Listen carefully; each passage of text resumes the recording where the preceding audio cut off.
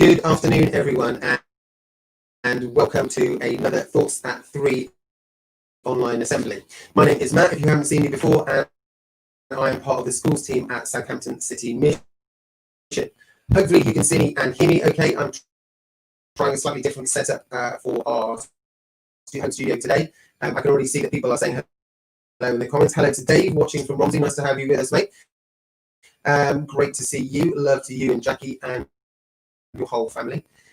If you've never watched one of these assemblies before, then basically we will give you a little topic starter, and then we will answer some questions. I'm going to invite a friend of mine, Esther, to join me later to answer some of these questions, and then we'll end with a prayer.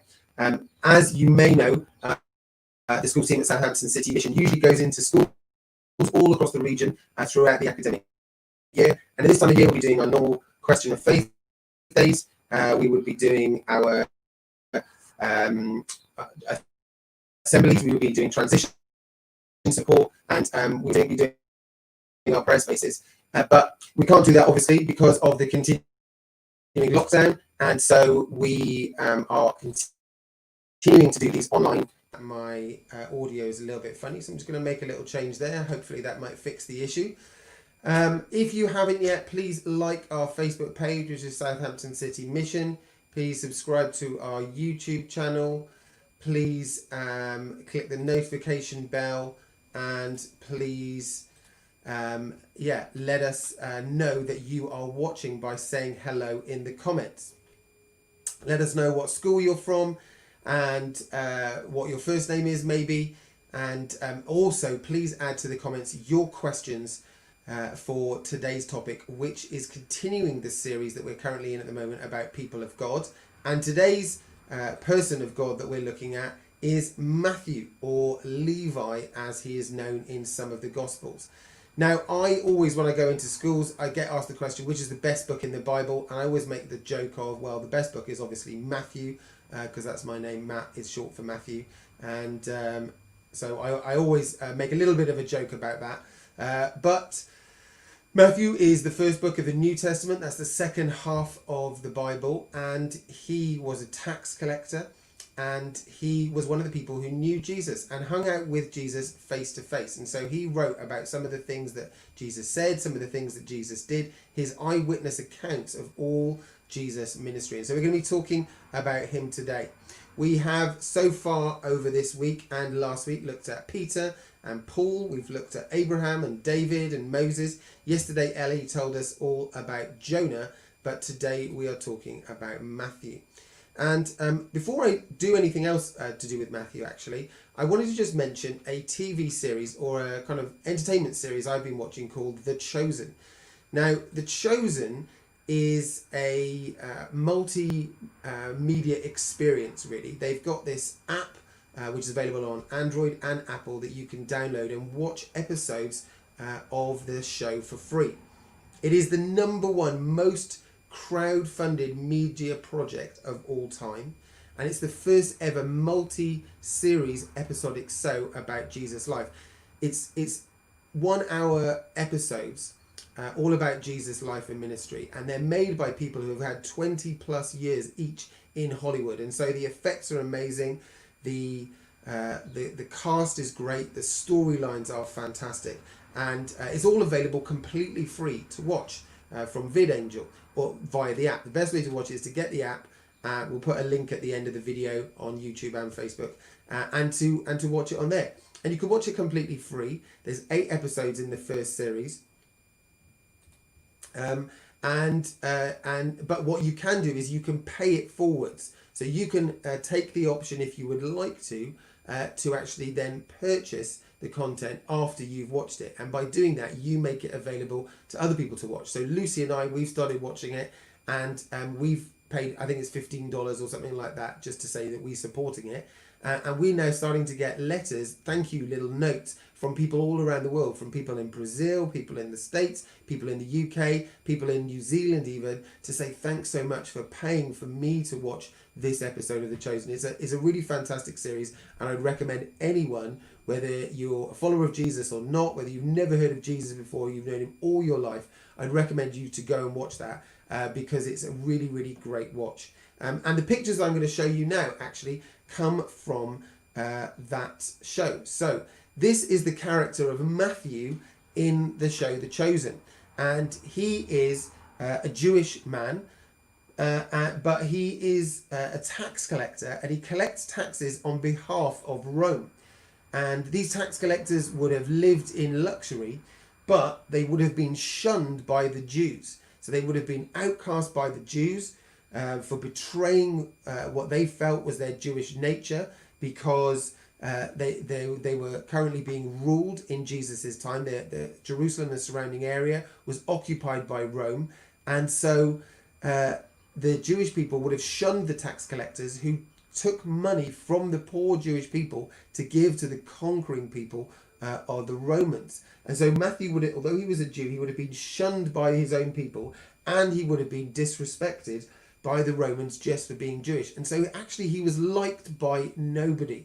Nobody really liked this guy. You can see him there in the picture there in his tax collector booth, waiting for people to come and to give him the taxes that they were due to give. And he had to be in that protective area because people might get a bit nasty towards him. They might throw fruit or vegetables. They might try and land a punch on him. They might even spit at him. He had to have a Roman guard to protect him, to make sure that he wasn't damaged too much. But this is where he collected his taxes from. And we can see in the series The Chosen that he has this encounter where he watches Jesus interact with Simon Peter, who we heard about last Tuesday, and in one of the first of our series on the people of God. And he sees something happen that was impossible. And he even though he's been shunned by his own people, he's kind of estranged from his family, from his mother and father in this series. He goes to his mother and he says, "Do you believe that impossible things can happen?" And he tries to explain to her what he has seen. This man called Jesus do these amazing things. He doesn't really get very far with that discussion, but he keeps following Jesus, keeps watching him, kind of keeps lurking around to see what will happen. And then he sees something miraculous take place again. And then Jesus stops and calls Matthew to follow him. And the other disciples don't like this at all. So in that picture there, you can see next to Jesus is Mary Magdalene. And she's going to be who we're going to be thinking about next Friday for our People of God series. And then on the other side of Jesus, who's the character kind of just by the Life's logo there, you've got Simon Peter. And he is so angry, so cross, that Jesus has called this man who is shunned by his people to come and follow him alongside of Simon Peter. Simon Peter thinks he's going to be like the number one guy here, Jesus' right-hand man, that he's going to fish for men, Jesus has told him. But then somehow Jesus has invited this guy who everybody dislikes to come and follow him. And you can see behind those three characters then, the other disciples kind of all with different looks on their face. Some with looks of disgust, some with looks of curiosity, some with looks of pity at Matthew, who's there in the foreground, in his finery, all paid for thanks to the taxes that the Jewish people would have paid. And Jesus just kind of calmly and coolly walking along there, smiling, knowing to himself, he's got a plan and he's going to stick to it. So just a couple of freeze frames there from the series The Chosen for you to kind of understand a little bit about who Matthew was. He was this tax collector shunned by all people, but Jesus called him to follow him. But why did he do that?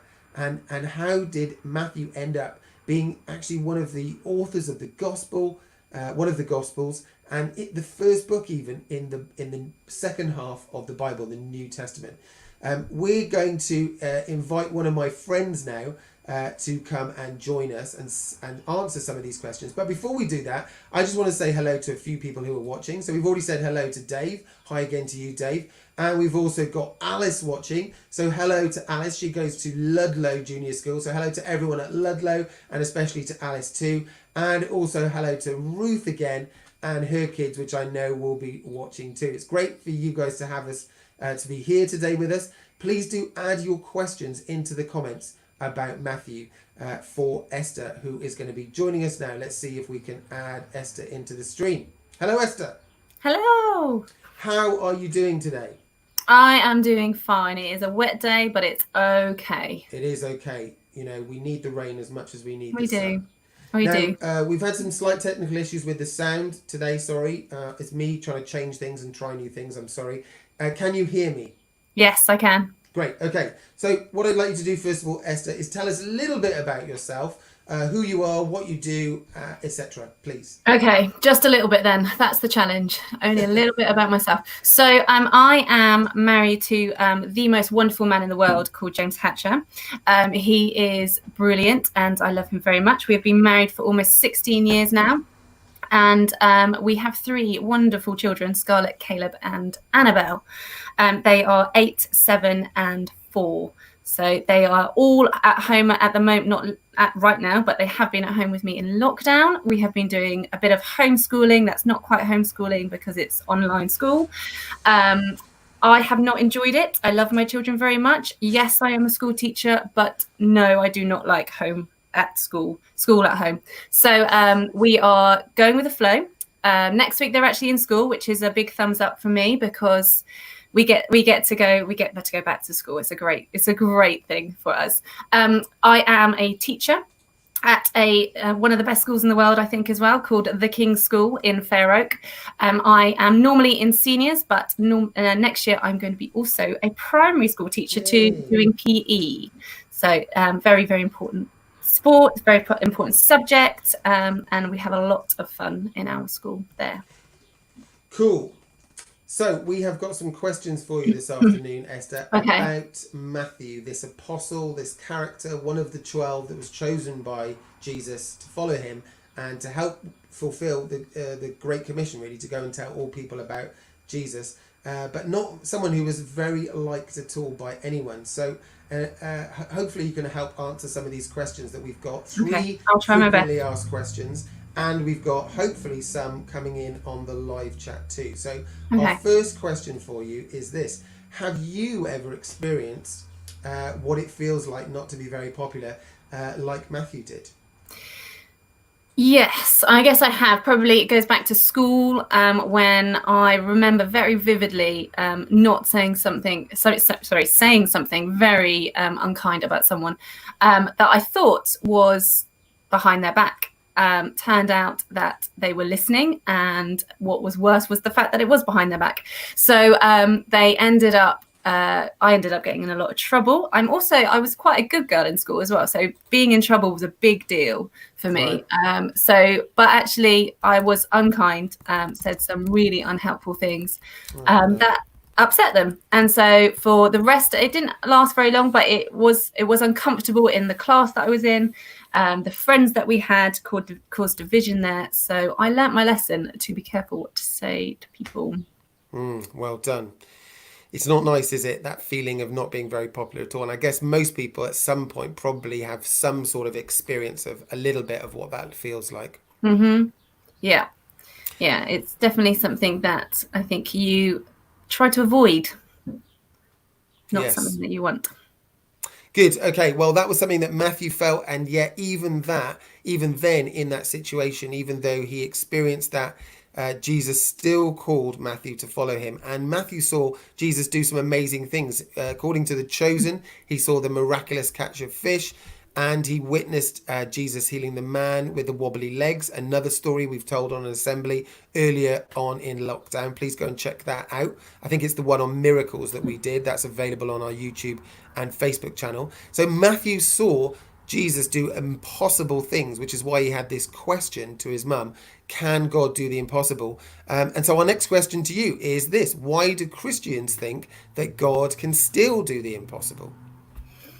So I think we, as Christians, believe what the Bible says to be true. So there's that we read the Bible and we believe that that is what God wants us to believe as well. So in Jeremiah 32, verse 27, it says, I am the Lord, the God of all mankind.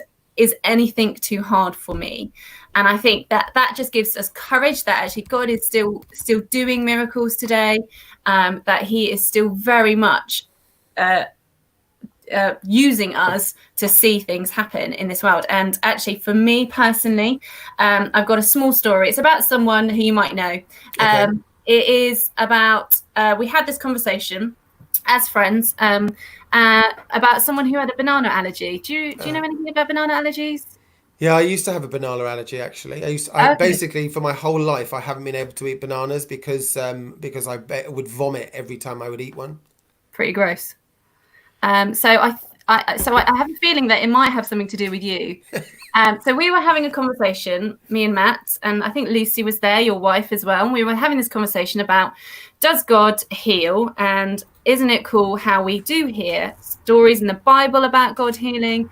And actually, there's quite a lot of stories now about God healing. But wouldn't it be cool if we just saw a healing?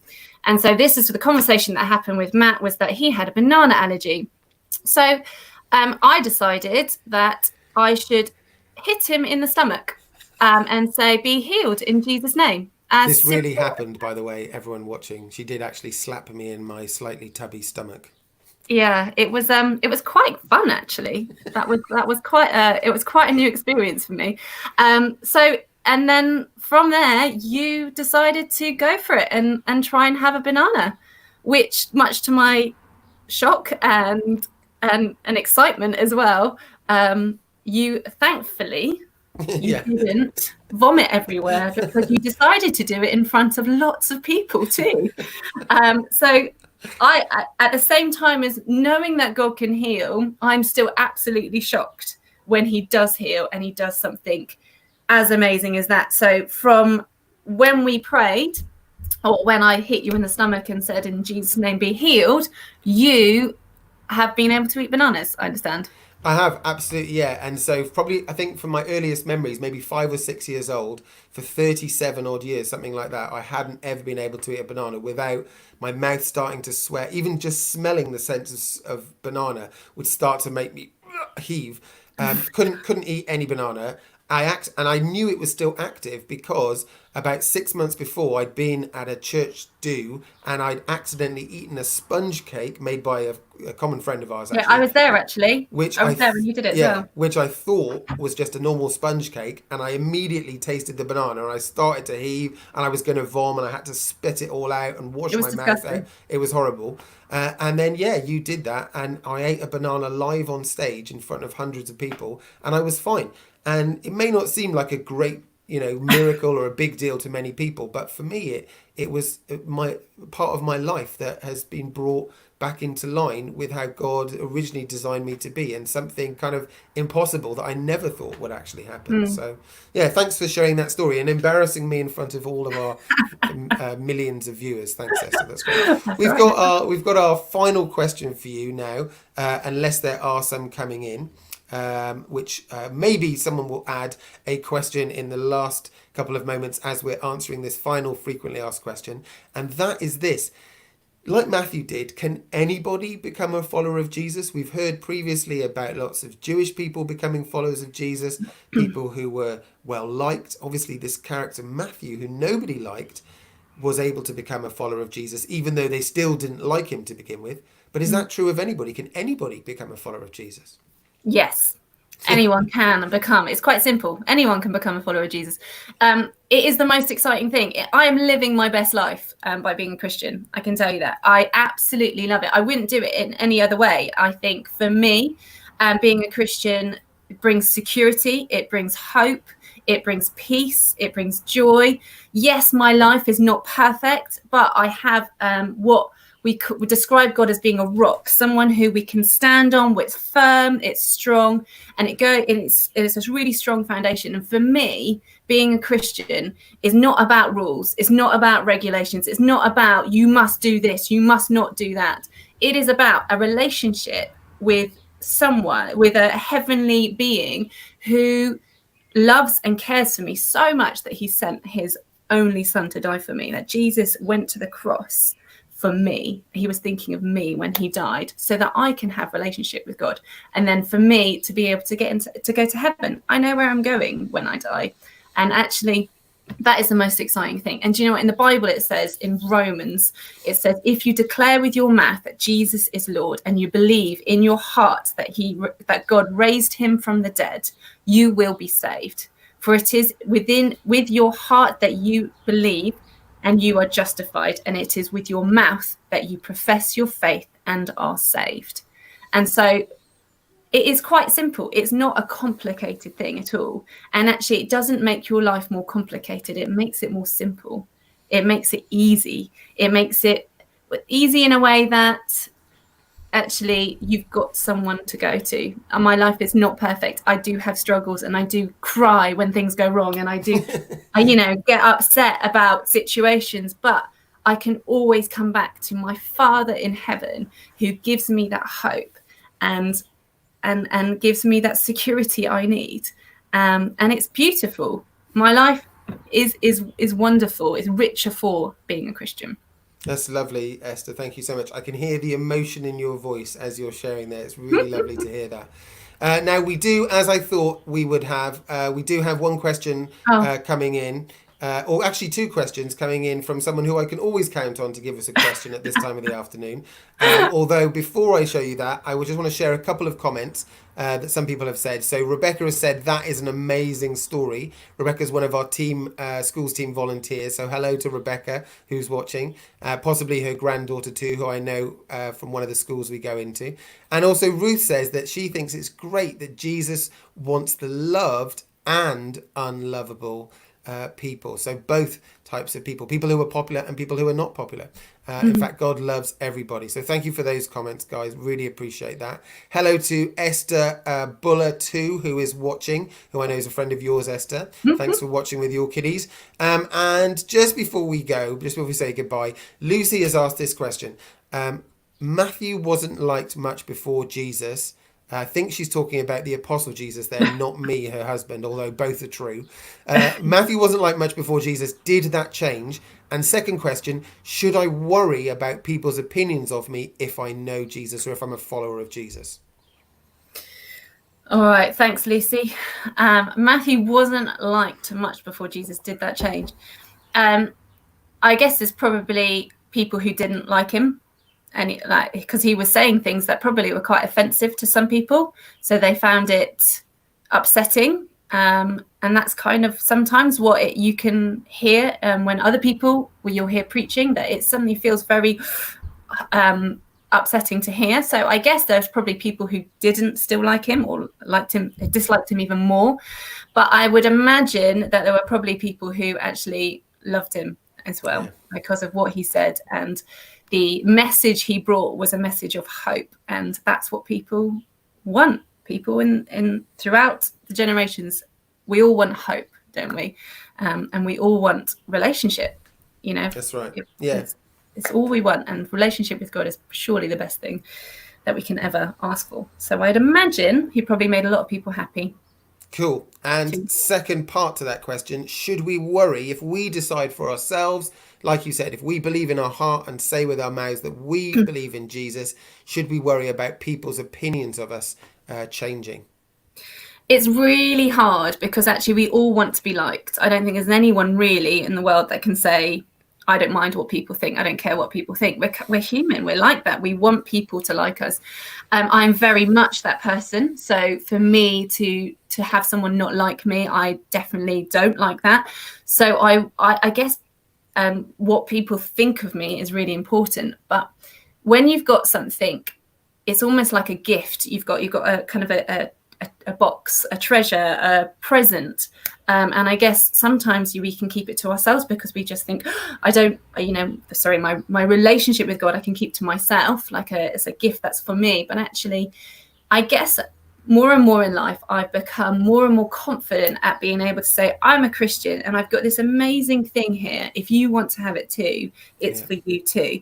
So it is hard. It is hard to accept. Sometimes people won't like what you believe, and some people will laugh and make fun. But actually, there is something also that's quite precious here. And there's lots of people who also will want to hear about it and want to know more about it. So. That is a fantastic answer again. Thank you so much for being with us this afternoon, Esther. You've done a brilliant job there. And interestingly, you're my guest today, and we're doing an assembly on Matthew. On Monday, I will be doing an assembly all about Esther. Such a great character. But Best I character have in the Bible. I think Matthew's the best character in the Bible, Not for actually. sure. But you know, I mean, he was queen. Come on. it's very true, very true.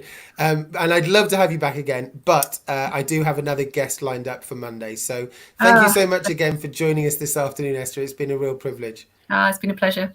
Cool. Thanks, We Matt. will see you soon. Take care. Bye. Bye-bye. Well, thank you again so much to Esther there for helping us out. Thanks to all of you for watching too. I'm going to just end with a prayer as we always do. And if you would like to agree with the prayer, then at the end when I say amen, you can say amen too. And if you don't want to pray, that's also fine. Just take a moment just to think for yourself about what's important. Is it more important about what other people think of you, or actually about what you believe inside yourself, and maybe about what God believes about you too? Keep that in your mind just for a moment as I pray. Dear God, thank you for people like the Apostle Matthew, who show us that you are far more interested in what we are willing to give up for you than in what we can do for you. Help us to understand that it doesn't matter what other people think of us, whether they like us or not, but to know how you feel about us. And that is the most important thing. May we see you do impossible things in our lives and the circumstances and situations of the people around us as we partner with you in prayer for them. If you would like to agree, you can say amen.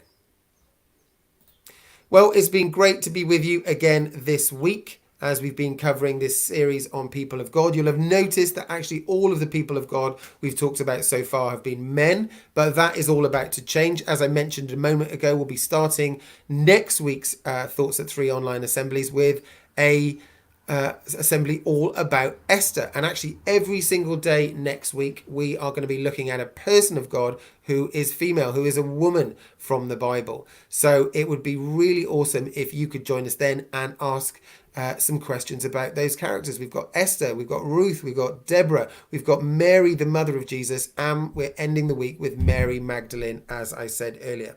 So the first one is going to be on Monday. It'll be me back again, Monday the 22nd, 3 o'clock, and the 8th in our series of People of God, all about Esther. So please do join us then.